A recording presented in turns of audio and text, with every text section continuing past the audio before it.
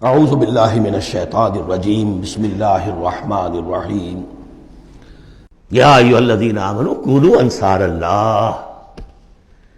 اگر تم اللہ کے دین کا جھنڈا اٹھانے کے لیے اپنی جانیں لگا رہے ہو تو کس کے مددگار ہو؟ اللہ کا دین ہے، جھنڈا اس کا ہے، اور یہ فرض منصبی اصل تھا محمد کا، تو ان کی بھی مدد ہے۔ من انصاری اللہ آگے آ جائے گا۔ اہل ایمان اللہ کے مددگار بنو، کما قال عیسی ابن مریم للحواریین، جیسے کہ کہا تھا عیسیٰ ابن مریم نے اپنے حواریین سے، من انصاری اللہ، کون ہے میرا مددگار اللہ کی راہ میں۔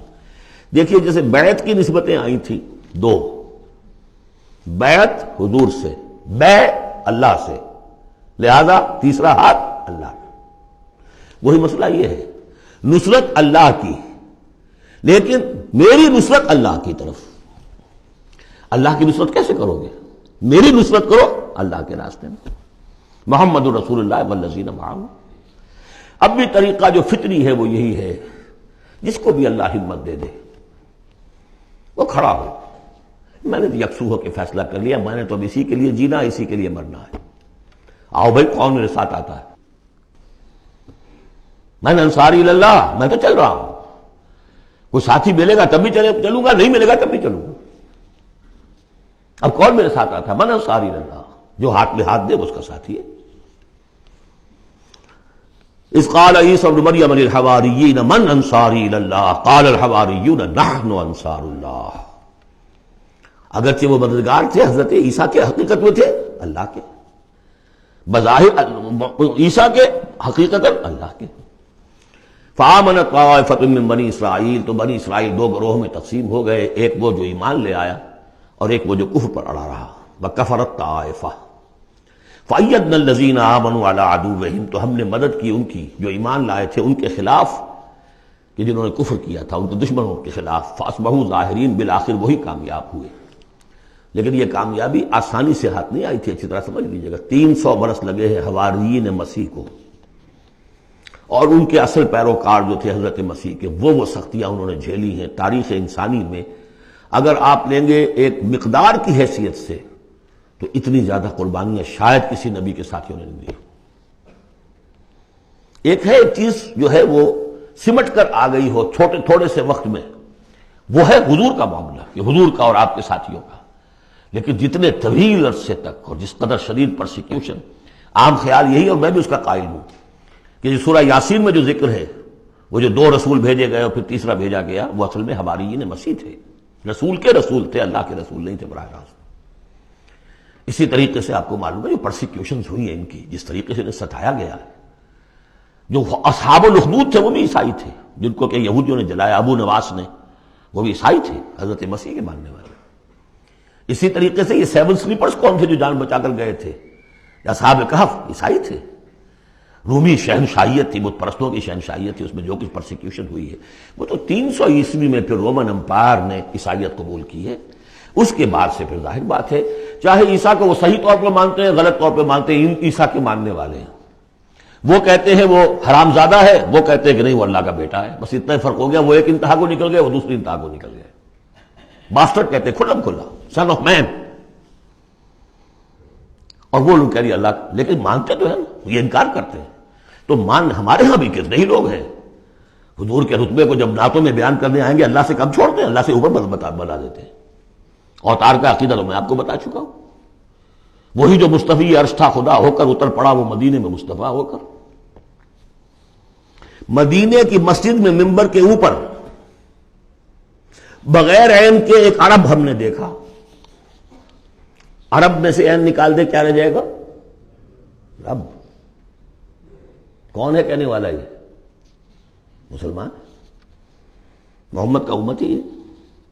تو یہ جو انتہائیں ہوتی ہیں، غلو ہوتا ہے، یا اہل الکتاب لا تغلو فی دینکم، تو غلو ہم کم ہے کم کرنے والے۔ کون سا جرم ہے جو پچھلوں نے کیا ہم نے نہیں کیا، سوائے اس کے کہ اس قرآن کی تحریف ہم نہیں کر سکے، اس کے متن کی، بس۔ اور وہ اس لیے کہ اسپیشل پروٹیکشن اللہ کی تھی۔ یہ ہے سورہ صف۔ ایک سورت بھی سمجھ میں آ جائے تو زندگی کا راستہ بالکل واضح ہو جاتا ہے۔ البتہ یہ جو قتال اس میں بتایا گیا، میں نے عرض کیا تھا قتال ایسا نہیں ہے کہ اٹھاؤ ہتھیار جاؤ نعرہ مارو اور خودکشی کر لو، ٹکرا جاؤ۔ اس کا ایک پروسیس ہے. پہلے اس کے لیے مردان کار چاہیے، ایسے مردان کار جن کے دلوں میں اللہ کی محبت کے سوا دنیا کی کوئی محبت نہ رہ گئی ہو، جو ہم سورہ شورى میں پڑھ چکے ہیں. فما اوتیتم من شیء فمتاع الحیاۃ الدنیا وما عند اللہ خیر وابقى للذین آمنوا وعلی ربہم یتوکلون. طالب آخرت بن چکے ہو، واقعتاً کہنے کی حد تک نہیں، زبانی کلامی نہیں، فی الواقع. پھر ان کے اندر وہ اخلاص اور خلوص، پھر ایک نظم کی پابندی، ایک لیڈر کے ساتھ عہد، جو کہو گے. یہ تقاضے اگر پورے نہیں ہوتے، اور محترم تعداد کے اندر 2-4 سے تو نہیں ہوگا معاملہ. 4 کا ہوتا معاملہ تو حضرت موسیٰ کے ساتھ بھی تھے، 3-4 تو اور 150 تو اور بھی شاید نکل ہی آتے، کوئی ذرا اور محنت کرتے، لیکن نہیں، معتدل تعداد، ریکوزٹ نمبر. لہذا اس کو تیار کرنے کے لیے کیا طریقہ کار ہے؟ یوں سمجھیے کہ منہج انقلاب محمدی کے 2 حصے ہیں. اوپر کا حصہ ٹکراؤ، تصادم، وہ سب کو معلوم ہے. غزوہ بدر، غزوہ احد، غزوہ احزاب، فلاں فلاں، کس کو نہیں معلوم؟ لیکن اکبر الآبادی کا بڑا پیارا شعر ہے، خدا کے کام دیکھو بعد کیا ہے اور کیا پہلے ہے، نظر آتا ہے مجھ کو بدر سے غار حرا پہلے. یہ غار حرا کی جو تنہائیاں تھیں، جو سوچ و بچار تھا، پھر اس نے 12 برس تک مکے میں جو دعوت، تبلیغ، تربیت، تزکیہ، تعلیم، تنظیم، یہ کام کیا ہے. یہ ہے جس کا نتیجہ سامنے نظر آتا ہے.